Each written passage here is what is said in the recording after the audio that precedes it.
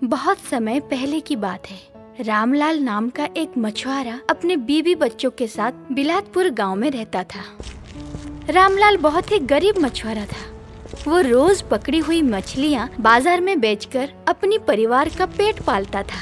लेकिन पिछले कुछ ही दिनों से नदी में मछलियाँ बहुत ही कम हो गई थी और रामलाल इतना पैसा नहीं कमा पा रहा था जिससे उसके परिवार का पेट भर सके। सुनते हो जी, बच्चों को 2 वक्त की रोटी भी नसीब नहीं होती। आखिर ऐसा कब तक चलेगा? पता नहीं नदी में मछलियाँ कम हो गई हैं या भगवान हमसे रूठ गया है।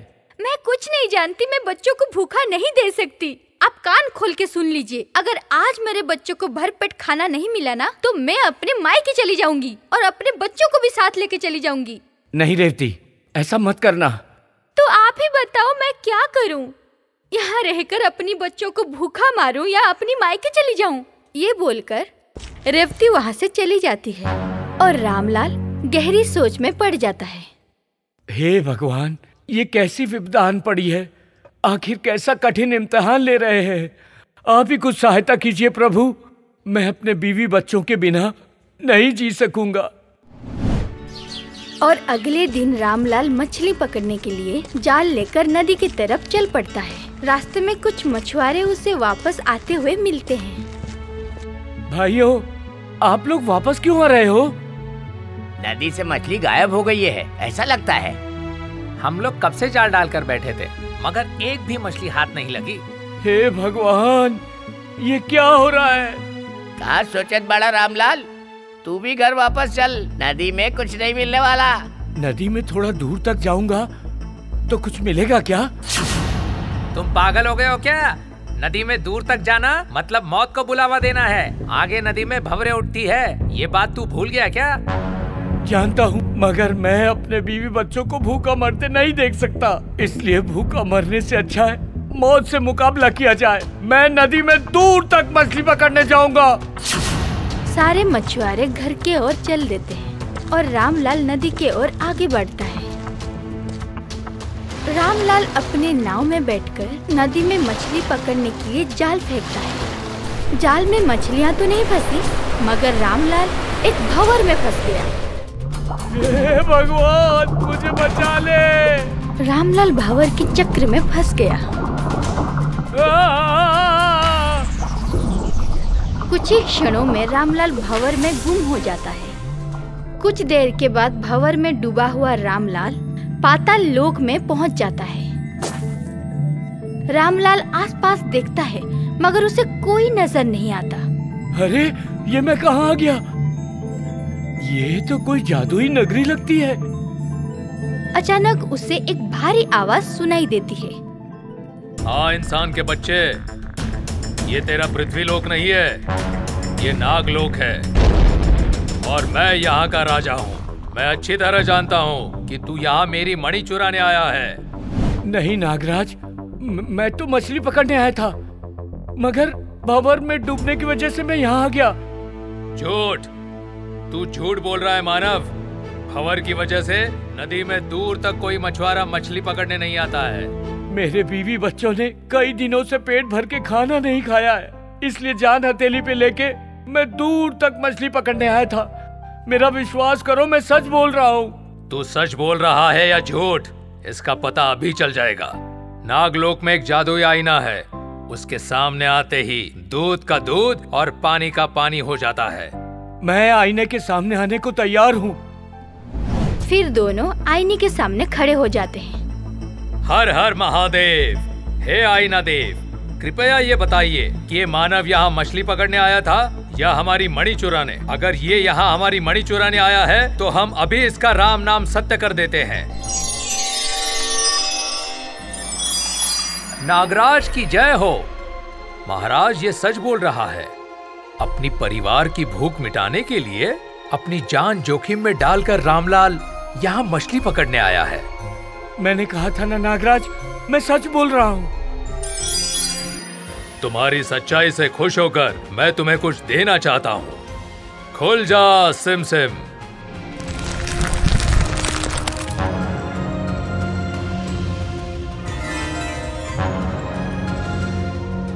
जाओ रामलाल, हमारे खजाने में से जितना चाहो उतना धन ले लो और अपनी गरीबी दूर करो।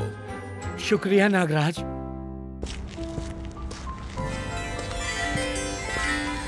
नागराज के खजाने से रामलाल ढेर सारा सोना लेता है, फिर नदी से निकलकर अपने घर पर पहुंचता है।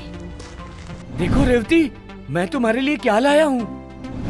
मछली कहाँ है? पहले ये बताओ कि मछली लाए कि नहीं। अरे भाग्यवान, जरा देखो तो सही, अब हम अमीर बन गए हैं। मछली पकड़ने की अब हमें कोई जरूरत नहीं है। आइला, इतना सारा धन आप कहाँ से लाए? कहीं चोरी तो नहीं किया आपने? नहीं नहीं, मैं तुम्हें पूरी कहानी सुनाता हूँ। रामलाल नदी में डूबने से लेकर नागराज का मिलना और खजाने से मिलने वाले धन को ले जाने की बात करता है। तब तो नागलोक का रास्ता आपको याद ही होगा। हाँ। और खजाने का पता भी आपको याद ही होगा। हाँ। वाह, किसी ने सच ही कहा है, ऊपर वाला देता है तो छप्पर फाड़ के ही देता है। क्या मतलब? मतलब ये है कि मुझे पूरा खजाना चाहिए। वो कैसे? तुम खजाने का रास्ता बताना और बाकी काम तुम मुझ पर छोड़ दो। नागराज को पकड़ने के लिए रेवती और रामलाल सपेरे को लेकर नदी के रास्ते नागलोक में पहुंचते हैं और वहां उनका सामना नागराज से होता है। मानव, तुम यहाँ इस सपेरे को लेकर? हाँ, सपेरे को मैं लेकर आई हूँ तुम्हें बंदी बना के सारा खजाना ले जाने के लिए। क्या तुम मुझे बंदी बना पाओगे? हाँ, मैं तुम्हें बंदी बनाऊंगा और खजाना भी ले जाऊंगा, इस बीन को बचाकर। रामलाल, हमारे एहसान का ये बदला दिया तूने? मुझे माफ कर दो नागराज, मैं अपनी मर्जी से यहाँ नहीं आया हूँ। ये लालची औरत मुझे यहाँ लेकर आई है। हाँ, और ये लालची औरत इसकी पत्नी है नागराज। मुझे अफसोस है, तू मेरी पत्नी है।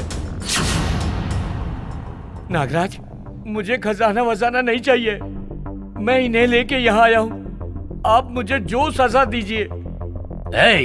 तुम दोनों मियाँ बीवी अपनी बकवास बंद करो, मुझे तो खजाना चाहिए। और मुझे भी। ठीक है, तुम दोनों को खजाना चाहिए? हाँ। हे आईना देव, ये दोनों मनुष्य हमारे नागलोक में हमें बंदी बनाकर खजाना लूटने आए हैं। कृपया इन्हें खजाना दे दीजिए। जाओ, आईने के सामने जाकर अपनी ख्वाहिश कहो। हे आईने, चल जल्दी से मुझे खजाना दे दे, वरना मैं तुझे फोड़ डालूंगा। हाँ, और तुझे फोड़ने के लिए पहला पत्थर मैं मारूंगी।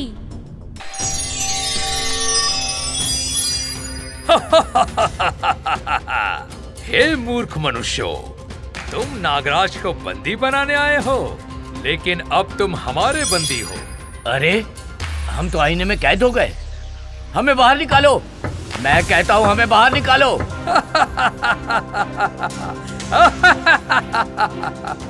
नागराज, हमें माफ कर दो, हमें बाहर निकालो। हमसे भूल हो गई नागराज, हमें माफ कर दीजिए। प्राणनाथ, आप ही नागराज जी को समझाइए ना। मैं हमेशा तुझे कहता था कि लालच बुरी बला है। लालची औरत, लालच में तू खुद तो डूबी और हमको भी मौत के मुंह में ढकेल दिया।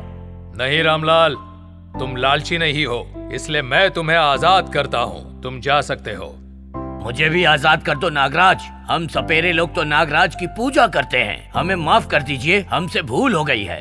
लालची सपेरे, तू तो बीन को ही हथियार बना के हमारा खजाना लूटने आया था। अब मौत सामने पाकर जीने के लिए गिड़गिड़ा रहा है। हमें माफ कर दो, हमसे भूल हो गई है।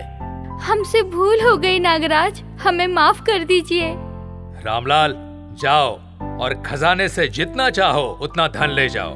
नागराज, मेरा परिवार ही मेरा खजाना है। आप अगर मुझे कुछ देना ही चाहते हैं तो मेरी पत्नी लौटा दीजिए। अगर आपने उसे माफ नहीं किया तो मेरे छोटे छोटे बच्चे भूखे मर जाएंगे। रामलाल की बात सुनकर नागराज को दया आ गई। फिर नागराज ने रेवती और सपेरे को आजाद कर दिया।